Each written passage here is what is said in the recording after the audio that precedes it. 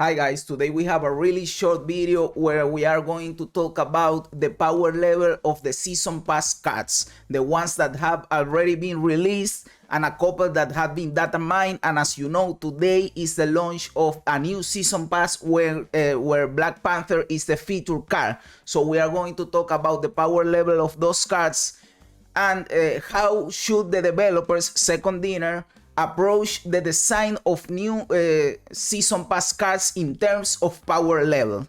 So the thing is that the cards that have already been released, Wave, Thor, Daredevil, Nick Fury, Miles Morales, and today Black Panther, but I have a really different power level, you know. And some cards are, well, just one card is really strong, Wave. It is featured in a lot of strong decks. The second strongest card, in my opinion, is Thor, that is featured in some decks, like the Lockjaw deck or the Unrevealed deck. It is a useful card that finds a spot. But the other cards, yes, they can find a spot in some decks, but their power level is really mediocre. For example, Daredevil can be used in control decks, in a Destroyer deck, but he isn't that strong. The deck doesn't rely on him, you know, you could take him out. Nick Fury is, to me, a complete D tier card. That card isn't useful at all. And then we have Miles Morales. That is a cool card. I'll admit that I like the card. And it can be useful in a movement deck and on the Kingpin deck. And in the Kingpin deck, Miles Morales is really strong. I believe that deck is stronger with the Miles Morales. I have to admit that I only bought the Miles Morales Battle Pass because I started streaming the game with that season. And before that, I didn't buy any Battle Pass. And the thing is that I don't miss it. I don't miss it at all. I don't feel bad for not having a Nick Fury. I don't feel bad for not having a Daredevil. And Thor is useful, but I don't feel bad for not having him. Now, Wave, I do feel bad for not having Wave, because Wave is very powerful and Wave enables some deck archetypes. You can have a Death Wave deck without Wave, and that deck is really strong on the ladder. And she's useful on the Deadpool deck. She's useful on some control decks that rely on that ability. And without that ability, those decks aren't useful. What I'm trying to say here is that they need to find a spot in the design of the season pass cards, so that first of all, they are not overpowered, because if they are overpowered, people are going to have the perception that the game is pay to win, because you can only have these cards if you buy the battle pass. If you don't buy the battle pass or the season pass, the only way you will be able to have this card is waiting 2 months, so that card becomes part of pool 3, and you can find the card in the collector's reserve, in the little coffers that you open. So the perception would be that that the game is pay to win, because you have to buy the battle pass to have the card that is one of the strongest cards in the game. And if the card is too weak, then you don't have an incentive to buy the season pass or the battle pass, because why would you do it? The card is weak. You don't want the card, you don't need the card. You aren't incentivized to buy the battle pass. And if that is the case, people won't spend money in the game won't make money, the company will go bankrupt, and the game is over, and we don't get to enjoy anymore this awesome and amazing game, you know. So what I think they should do is find an in-between. And the cards that I believe they have found it are Thor and Wave. And you would say to me, but Wave is overpowered. No, Wave isn't overpowered. Wave is strong, really strong, but she isn't overpowered. I don't have Wave, and I rank up very easily just playing other decks. I want Wave, and Wave is in pool 3. They added Wave to the pool 3, so I could find my Wave in a collector's reserve. So I'm not mad about it, and I don't have a Thor either. But Thor is pretty cool in the Lockjaw deck, very strong. And the Unrevealed decks with Odin and Wong, very, very strong. That is a cool card, but it isn't a meta-defining card. You don't need the card to rank up. And that is the spot that they should be aiming for. Because, I'll be honest, Daredevil, Nick Fury, and Miles Morales aren't it, you know. That is not the design. They are cool cards that can find a spot in a deck, but they aren't they aren't cards that incentivize you to buy the battle pass. That to say to you, I need to buy this battle pass right now because I can't wait 2 more months to have this card, you know. So they need to find a spot there. And in the case with Wave and Thor, I believe it is pretty cool that they aren't overpowered cards in the sense of a huge amount of points, but more in the case of Wave more than Thor.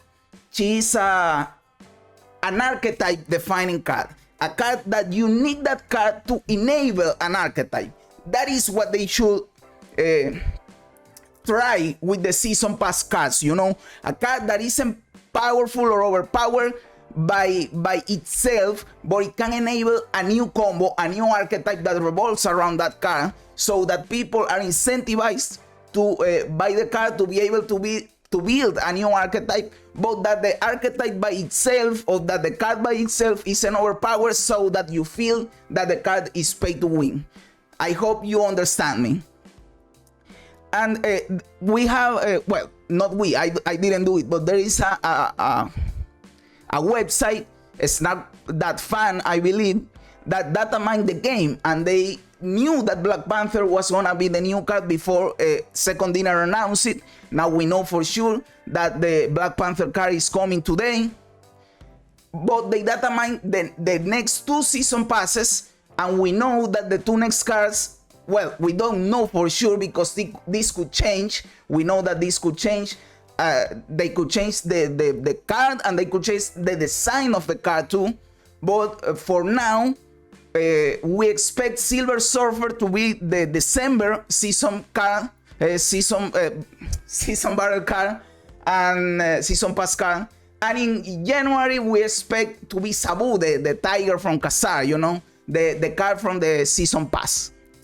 And the thing is that these cards kind of fit the thing that I'm talking about, because the ability from Silver Surfer is give your other 3 cost cards plus 3 power, and that is a card that doesn't feel overpowered just by reading its ability, but you can think about decks that can use that ability, like, I don't know, a Cerebro deck. Maybe a Cerebro, you have a Cerebro 2 or a Cerebro 3. No, well, 3 cost cards. You have a Cerebro deck with varying energy costs, power costs that you need to balance, you know, and a Silver Surfer could enable it. That is a cool archetype, or maybe some other thing that I haven't thought about, you know, but it sounds like a card that could improve an archetype or create a new archetype. And then we have Sabu, the tiger from Khazar, that says that 4 cost cards cost 2 less with a minimum of 1. I believe that means that if you have a Serra or an Elysium location, you can go under 1, you know, less than 1. So that is a card that motivates you to build your deck with 4 cost cards and do some crazy stuff, you know. I haven't thought about a combo, but you could build around it. So I believe those are cool design, but the thing is, until we play with those cards, we don't know if they are too powerful or too weak. And that is where the difficulty is. Why Second Dinner is very careful with not releasing an extremely overpowered card, because they know that could result in backlash, where people will say, well, now you are restricting free-to-play players because they don't have money to buy the battle pass, and now they can have this incredibly overpowered card. And people have said it with these cards that aren't overpowered at all. There's Devil and Nick Fury. People have said, oh, you are locking a card in the battle pass, that's bullshit. And it isn't. Let's be real, it isn't bullshit. I believe it is cool. And besides, you will be able to get the card in 2 months.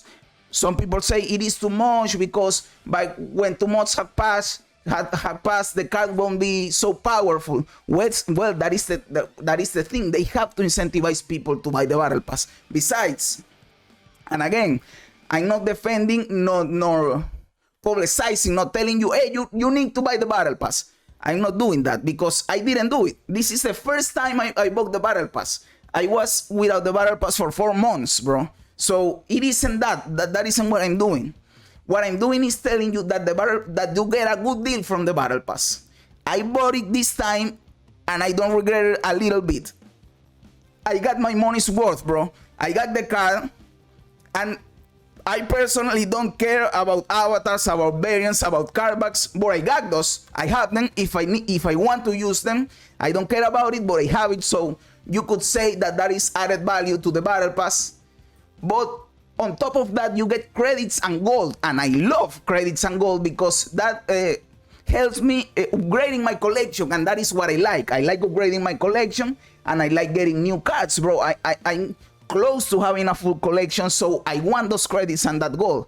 And the battle pass is awesome value, bro. It has the same cost as buying the 700 gold pack. You know, you get 700 gold for the same value as buying a season pass, bro. And the season pass provides much more value in terms of the card, in terms of the art, and in terms of the best thing, the credits and the extra gold you get from it, you know. So that could be incentive enough, but as a lot of people, that isn't incentive enough. They need the card to be strong, but it can be too powerful because that will be pay to win. Let's accept it, and we don't want that either. So as Thanos said, what they need to do is, or balance, as all things should be, as the great Thanos said. And yes, that's what I wanted to talk about the power level of the cards that has been released, that only Wave and Thoras are kind of strong, and all the other ones are mediocre, and how the new cards that appear to be coming aren't as powerful either, but they could be built around cards, and that is a good approach. I believe they should approach the game like that, getting cards that enable new archetypes but aren't meta defining per se, so that the game isn't pay to win, but that isn't so weak that people aren't incentivized to buy the battle pass. And that is like the very quick review about all that I said. And I hope this is insightful for you. And what do you think about the battle pass cards? Do you believe they should be weak? They should be powerful? They shouldn't exist even? They shouldn't be behind a paywall? What are your thoughts about it? Let me know in the comments below. And if you like the video, please like and subscribe. I upload videos like this every day. I upload gameplay, I upload guides. And you can also follow me on Twitter. I post there every time that I upload a video, and when I go live on Twitch, because I stream live on Twitch. You can follow me there too and come and hang out with me and have a good time playing games. I will link both the links down in the description. Thank you very much, Hope. Bro, I hope you enjoyed the video. You are awesome for being here. And remember, as a great said, this is just a ride.